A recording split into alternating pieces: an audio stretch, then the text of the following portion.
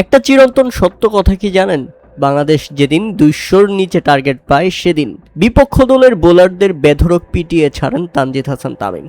হ্যাঁ, এটা আমরা আগেও দেখেছি, আজকের ম্যাচেও দেখলাম। 199 রানের জবাবে ব্যাটিং করতে নেমে প্রথম বলেই 4 হাঁকিয়ে শুরু করেন সাইফ হাসান। এর 1 বল পরে আরও একটি 4 হাঁকান সাইফ হাসান। তবে দুঃখজনক ব্যাপার হলো ওই ওভারের শেষ ডেলিভারিটি আবার তাকে বোল্ড করে দিয়েছে। এত সুন্দর শুরু করেও শেষটা রাঙাতে পারেননি। 6 বলে 8 রান করে ফিরে গেছেন প্যাভিলিয়নে। এরপর উইকেটে আসেন বহুল আলোচিত এবং প্রতীক্ষিত ব্যাটসম্যান সৌম্য সরকার। সৌম্য সরকার উইকেটে এসেই ছক্কা হাঁকিয়ে রানের খাতা খোলেন এবং বাউন্ডারি দিয়ে শুরু করেন। অবাক করার ব্যাপার হচ্ছে, তৃতীয় ওভারের দ্বিতীয় বলে ছক্কা হাঁকিয়েছিলেন সৌম্য সরকার এবং শেষ বলে এই ব্যাটসম্যানও আউট হয়েছেন। ফিরে গেছেন 11 বলে 8 রান করে প্যাভিলিয়নে। তাতে বাংলাদেশ 21 রানের মধ্যেই হারিয়ে ফেলে 2 উইকেট। এরপর মনে হচ্ছিল আজকের ম্যাচটাও কি হেরে যাবে বাংলাদেশ, কেননা শুরুতেই পরপর 2 উইকেট হারিয়ে যেভাবে শুরু করলো বাংলাদেশ, তাতে বাংলাদেশের ভরসা নাই।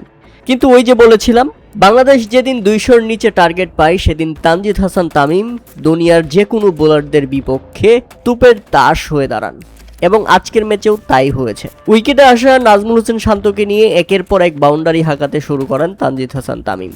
খেলছিলেন টি-20 মেজাজে। শেষ পর্যন্ত করেছেন 58 বলে 76 রানের দারুণ এক ইনিংস, যেখানে 4টি ছক্কা এবং 10টি চারের মার ছিল তার। 131 স্ট্রাইক রেটে ব্যাটিং করেছেন ওয়ানডেতে। 58 বলে 76 রানের ইনিংস খেললে তানজিদ হাসান তামিম এই মূলত ম্যাচটাকে বের করে দিয়েছেন বাংলাদেশের। সেই সাথে নাজমুল হোসেন শান্তও কম নয়, দারুণ সঙ্গ দিয়ে গেছেন তানজিদ হাসান তামিমকে। তবে এরপর অবশ্য উইকেটে এসে ব্যর্থ হয়েছেন লিটন কুমার দাস।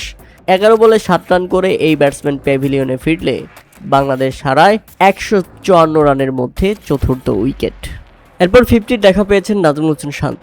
তবে 50-র পরেই ফিরতে হয়েছে এই ব্যাটসম্যানকে।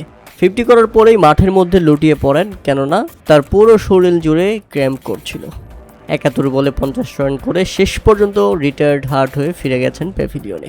পা বেঁকে আসছিল, হাতের আঙ্গুলগুলো বেঁকে আসছিল, কোনোভাবেই আর খেলতে পারছিলেন না নাজমুল হোসেন শান্ত।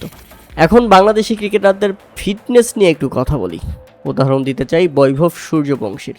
মানলাম বৈভব সূর্যবংশীর বয়স নিয়ে বিতর্ক রয়েছে, তবে তার ফিটনেস, তার পারফরমেন্স নিয়ে বিতর্ক থাকার কথা নয়। 71 বল খেললে বৈভব সূর্যবংশী কমপক্ষে 150 রান করতেন, কিন্তু একবারও হাঁপিয়ে গেছেন বা ঝিমিয়ে গেছেন বা ক্র্যাম্প হচ্ছে এরকম দেখতে পারবেন না। শুধু বৈভব সূর্যবংশী নয়, আমরা যদি বাইরের ক্রিকেট দেখি, এরকম ক্রিকেটারদের ফিটনেস দেখে আমরা অবাক হই। অথচ বাংলাদেশি ক্রিকেটাররা সেখানে কত গুণ পিছিয়ে একবার চিন্তা করুন। 50 রান করেছে, মনে হয়েছে 200 রান করে ফেলেছে, এমন একটা ভাব। তবে যাই হোক, দারুণ খেলেছে বাংলাদেশ, শেষ পর্যন্ত জিতে গেছে, এটাই দিন শেষে শান্তি। না হলে নিউজিল্যান্ডের সি টিমের কাছে প্রথম ম্যাচে হেরে যাওয়ার পর দ্বিতীয় ম্যাচেও যদি হেরে যেত, সিরিজটাই হেরে যেত। ওর থেকে বাংলাদেশ জিতে গেছে। অভিনন্দন টাইগাররা, অভিনন্দন নাজমুল হোসেন শান্ত। 14 ম্যাচ পর 50 করেছেন। এখন নাজমুল হোসেন শান্ত নিজের আরেক 50 কত ম্যাচ পরে করবেন আল্লাহ মাহবুদ। তবে দারুণ খেলেছেন আজকে। 71 বলে 50 বলে কথা।